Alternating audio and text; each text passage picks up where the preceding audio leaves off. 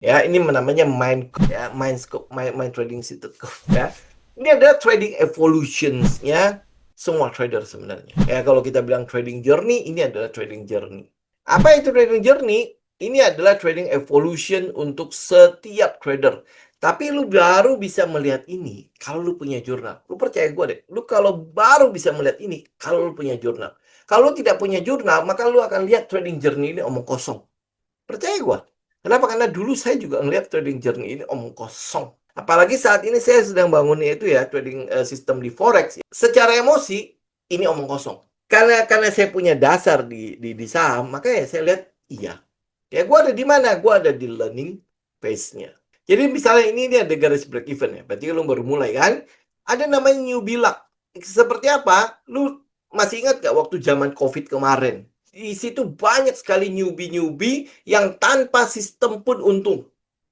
Tutup mata untung. Ya, semua bisa pamer harta kekayaan mereka. Kemudian habis itu semua orang bisa bikin channel-channel ya. Semua udah gampang lah pokoknya lu kalau mau trading mas, pokoknya udah nggak usah pikirin begitu-gitu rumit-rumit. Udah begini aja. Udah lu gini-gini ya.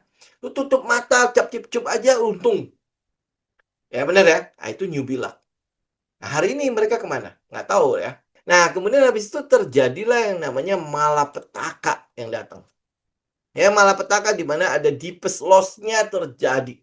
Dan habis itu kalau teman-teman lihat ya, di daerah sini, ini adalah daerah paling panjang. Ya, buat teman-teman alumni perlu pasti tahu lah ya, skema ini skema apaan. Ini secara tidak sadar saya menggunakan skema itu. Tapi kok iya ya, mirip ya. Daerah sini itu hampir boleh 99% trader stop.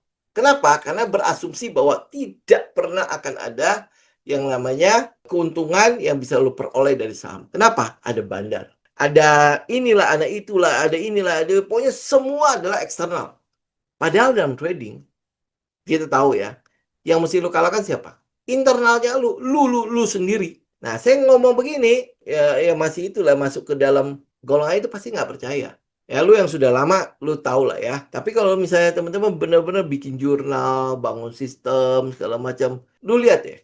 Ya kata-kata gue omong kosong apa enggak. Tapi nggak masalah. Ya tunggu mereka ngalamin kemudian habis itu, oh sadar ya. Ini mereka sadar juga mungkin udah melupakan gue kali. Nah ini adalah learning pace-nya. Ini adalah daerah di mana lu belajar. Nah daerah ini kalau lu nggak punya mentor, lu nggak punya apa-apa, mungkin lu akan belajar seperti orang buta, sama seperti saya dulu. Ya saya juga gitu kan. Loncat sana, loncat sini, loncat sini. Akhirnya ada yang ngadain seminar. Ada yang ngadain workshop. Ya ikutlah saya. Itu pun masih learning. Kenapa? Karena kita tidak diajarkan bikin trading system. Kita cuma diajarkan A sampai Z tentang technical. Ya urusan lu, bikin-bikin sana. Itu kan. Nah, sampai saya ikut workshop di luar kan, di luar ya. Tapi itu ya lu tahu sendiri lah bahasanya kan bahasa sana kan. Jadi gue mesti dua kali berpikir nih. Satu kali dengerin dia ngomong, dua kalinya adalah gue harus mencatat dan pulang sampai ke hotel gue mesti menerjemahkan catatan itu. Ya untung dia punya workbook ya. Workbook itu gue bawa pulang, kemudian habis itu gue mesti translate ya, kemudian habis itu gue mesti lihat ulang. Nah udah akhirnya ini adalah learning pace-nya lu. Jatuh bangun di situ semua itu adalah apa? Pelajaran. Itu adalah pelajaran berharga. Tapi kalau lu catat, kalau lu nggak catat nggak ada pelajaran di situ. Ya itu tahun-tahun awal di mana ya saya katanya trading ya, itu nggak ada pelajaran yang gue ambil. Yang gue tahu itu adalah ya udah gue telepon, oke lu bagus ya, oke udah ambil ya sebagai itu broker-broker dulu kan seperti itu kan. Kemudian habis itu chat dateng ya. Pokoknya udahlah semua dia berdasarkan feeling feeling gue so good kan dia bisa naik terus kan tetapi dia gara-gara satu hancur semua. Ya, nah itu nggak ada lessons yang gue pelajari dari situ. Nah next apa? Ya gue catet. Kalau begitu lu catet, lu dapat pelajarannya. Pada saat lu tahu di mana lu salah, maka lu tahu juga di mana lu memperbaiki sistemnya lu. Pada saat lu bisa memperbaiki sistemnya lu akan mulai lihat kenapa risk management penting. Kenapa psikologi penting. Ya kenapa ini dua hal ini yang selalu saya bahas. Bukan soal sistem. Ya sistem lu buat sendiri lah. Itu sesederhana apapun, nggak masalah. Ya yang gue bilang itu, lu cari di mana adalah harga-harga yang mantul. Kenapa itu mantul? Lu pelajari aja. Harga turun ke situ dia mantul. Harga naik sampai ke situ dia mantul. Ya mantul ke bawah. Lu pelajari apa yang terjadi dalam pantulan-pantulan itu. Itu aja, gampang kan? Simple kan? Nah, lu backtest itu.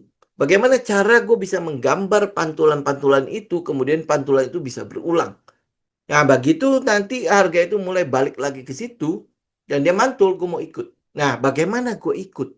Ya kan? Apakah pada saat dia datang ke situ gue langsung ikut? Atau gue harus tunggu konfirmasi dia membentuk apa? Misalnya, ya kalau lu udah pelajari soal candlestick, mungkin lu akan tunggu bullish engulfing, lu mungkin akan tunggu morning star, lu mungkin akan tunggu ada indecision candle nongol di daerah situ. Kita tambahan ya.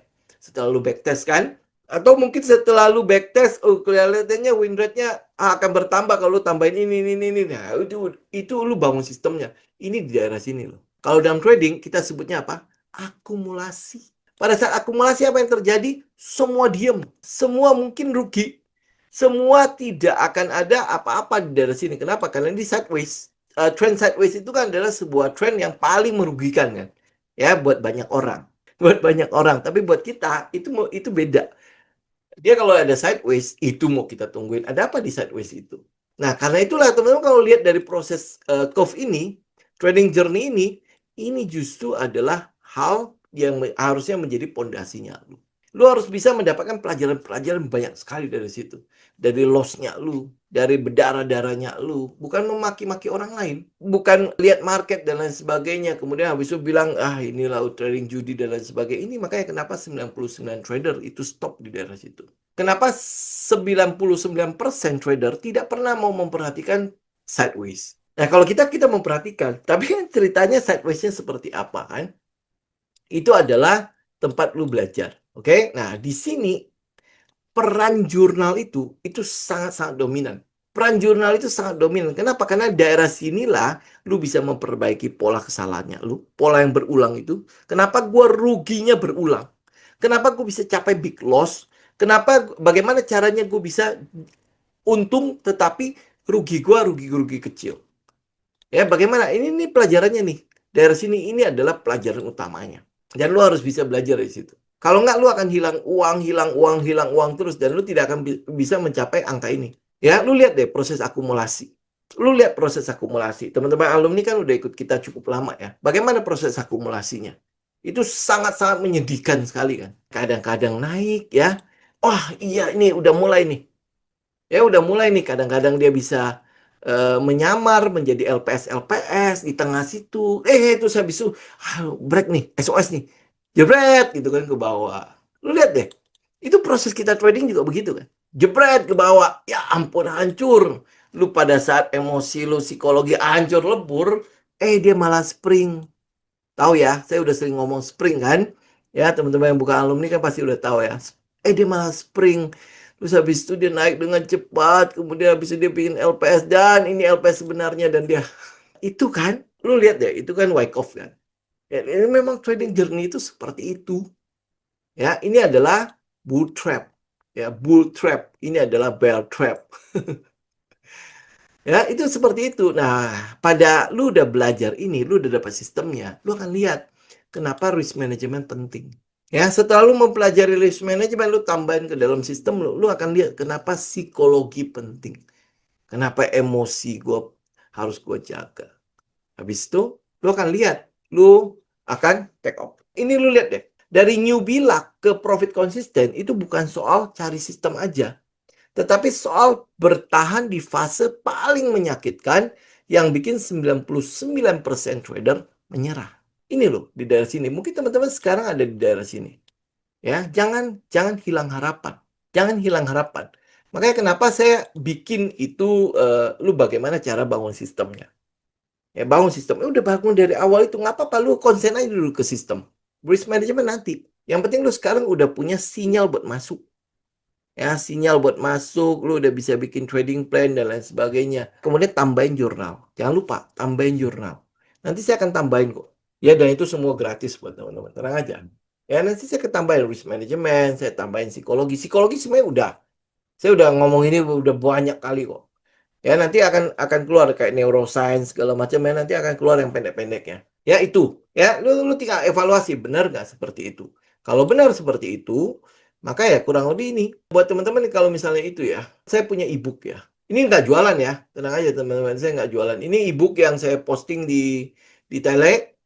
Kalau teman-teman mau ini bayar suka-suka aja. Karena dia saya postingnya di Linkit kan. Ya, lu bayar suka-suka aja. Minimum transfer kan adalah 10.000. Lu mau transfer 10.000, monggo, silakan. Tapi ini adalah ininya. Ini lengkapnya. Lu bayar suka-suka aja. Ya, ini e-booknya. Isinya apa? Isinya kurang lebih begini loh. Itu ya tadi ya kata-katanya ya. Ini sama sih kata-kata yang saya ngomong itu. Nah, ini adalah isinya. Ini kotak-kotak mungkin nggak perlu sekecil gini. Ya, ini review hariannya apa aja yang lu review, kesalahan itu apa. Ini gini ya teman-teman ya. Buat teman-teman yang di e-course juga kan sempet nanya nih, kenapa saya kosongin ini? Kenapa saya kosongin ini? Ini buat teman-teman catat. Buat tulisan teman-teman ya. Lu misalnya ini apakah saya mengikuti rencana saya? Lu catat. Kenapa tidak? Segala macam. Ini daerah kosong ini adalah daerah lu mencatat, lu isi. Ya karena lu mau print out kan. Saya kan akan jauh lebih, saya nggak tahu ya. Kalau buat saya akan jauh lebih bagus. Mungkin karena saya masih orang lama kali ya. Teman-teman tulis pakai tangan. Karena secara sains, ya neuroscience, lu tulis pakai tangan, lu berpikir dua kali. Satu, lu menggerakkan otot tangannya lu untuk apa menulis. Ya, lu berpikir dua kali, benar-benar lu berpikir dua kali. Karena itulah makanya kalau teman-teman lihat ya, setiap kali ujian, kenapa saya sih ngajarin anak saya, memang ini cara kuno lah ya. Lu mau menghafal, lu tulis aja ulang. Itu kan jauh lebih hafal dibandingkan lu kan lu baca kemudian lu hafalin, baca lu hafalin gitu. Lu tulis ulang. Jadi kalau misalnya apakah saya mengikuti rencana saya, lu tulis ulang. Ya, nah, kalau lu tulis 10 kali, kenapa ya gue nggak pernah ikut rencana gue ya? Ini berarti ada sesuatu yang salah sama gue. Berarti kan itu ada pola kan? Nah, pola itu lu ganti. Ya, apakah saya entry sesuai konfirmasi atau karena emosi? Teknikal atau emosional? Ya, lalu tulis. Nah, itu yang bisa menjadi bahan evaluasinya lu. Pada saat lu mengevaluasi, lu lihat deh pola lu. Ujung-ujungnya bukan market kok. Ujungnya gua gitu. Ini saya sendiri gitu loh. Ini apa yang harus kita ganti gitu. Apa yang harus menjadi perubahan pada diri saya. Ini adalah trackingnya, ya total transaksi, performance trackingnya, setup terbaik itu apa. Mungkin lu pakai beberapa setup. Setup terbaiknya apa? Ya, di awal mungkin ya lu pakai beberapa setup, tapi nanti ujungnya lu pasti akan mengerucut pada satu.